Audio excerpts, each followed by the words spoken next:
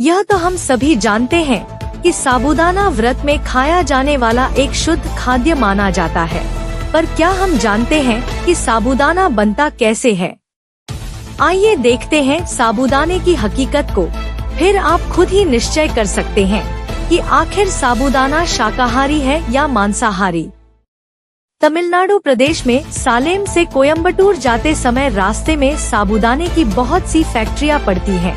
यहाँ पर फैक्ट्रियों के आसपास भयंकर बदबू ने हमारा स्वागत किया। तब हमने जाना साबूदाने की सच्चाई को। साबूदाना विशेष प्रकार की जड़ों से बनता है। यह जड़ केरला में होती है। इन फैक्ट्रियों के मालिक साबूदाने को बहुत ज्यादा मात्रा में खरीद कर उसका गूदा बनाकर उसे 40 फीट से 25 फीट के बड़े गड्ढे में डाल देते हैं सड़ने के लिए। महीनों तक साबूदाना वहां सड़ता रहता है। यह गड्ढे खुले में हैं और हजारों टन सड़ते हुए साबूदाने पर बड़ी बड़ी लाइट से हजारों कीड़े मकोड़े गिरते हैं। आइए देखते हैं आपके पसंदीदा साबूदाना बनाने के तरीके को। फैक्ट्री के मजदूर इन साबूदाने के गड्ढों में पानी डालते रहते हैं।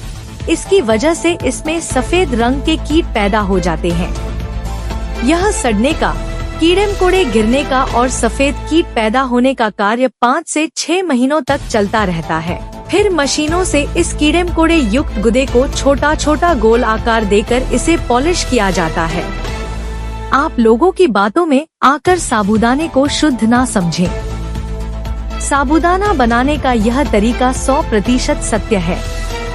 इस वजह से बहुत से लोगों ने साबूदाना खाना छोड़ दिया है। जब आपको साबूदाना का सत्य पता चल गया है, तो इसे खाकर अपना जीवन दूषित ना करें। कृपया इस पोस्ट को समस्त सधर्मी बंधुओं के साथ शेयर करके उनका व्रत और त्योहार अशुद्ध होने से बचाएं। यूँ तो साबूदाना या इसके व्यंजनों का उपयोग खास तौर से व्रत उपवास में किया जाता है, लेकिन साबूदाना बनने की प्रक्रिया जानने के बाद आपके मन में भी यह सवाल जरूर उठेगा कि क्या साबूदाना सच में फलाहारी है या फिर मांसाहारी? कहीं साबूदाना खाने से व्रत टूट तो नहीं जाता? इन सभी सवालों के जवाब जानने के लिए जरूर पढ़ें यह जानकारी।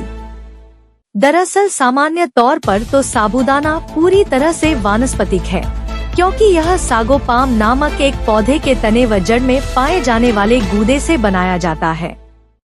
लेकिन निर्माण की प्रक्रिया से गुजरने के बाद यह कहना बिल्कुल गलत नहीं होगा कि साबूदाना मांसाहारी भी हो सकता है। जी हाँ, आप खुद ही जानिए। खास तौर से तमिलनाडु में साबूदाना बनाने की कई बड़ी फैक्ट्रियां हैं, जहां बड़े पैमाने पर सागो पाम की जड़ों को इकट्ठा कर उसके गूदे से साबूदाना बनाया जाता है। इस प्रक्रिया में गूदे को बड़े बड़े गड्ढों में महीनों तक सड़ाया जाता है। सबसे खास बात यह है कि ये गड्ढे पूरी तरह से खुले होते हैं, जिसमें ऊपर लगी लाइट्स की वजह से न केवल कई कीड़े मकोड़े गिरते हैं, बल्कि सड़े हुए गूदे में भी सफेद रंग के सूक्ष्म जीव पैदा होते हैं।